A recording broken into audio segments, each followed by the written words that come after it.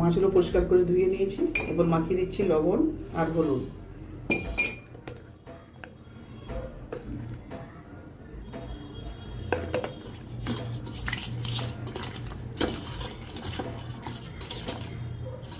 তো প্রথমে কই মাছগুলোকে সব ভেজে নিচ্ছি।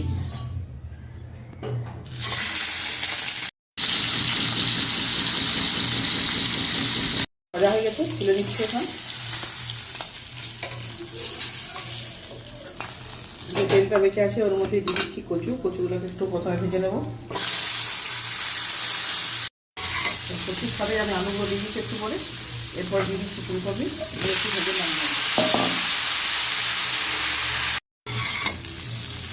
এর সাথে আমি সমস্ত সবজিগুলো ভেজে নিয়েছি, নামিয়ে দিচ্ছি। কড়াই তেল গরম করে জিরে ফোড়ন দিয়ে দিচ্ছি, এরপর দিয়ে দিচ্ছি কোচানো পেঁয়াজ, জিরে আদা পেঁয়াজ রসুন বাটা দিয়ে দিচ্ছি, গুঁড়ো হলুদ, সামান্য একটু ধনে গুঁড়ো, জিরের গুঁড়ো। হয়ে গেছে, তেল ছেড়ে গেছে একদম সুন্দরভাবে।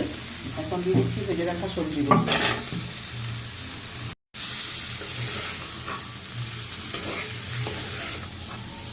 জল দিয়ে সেদ্ধ হতে দিচ্ছি আমি।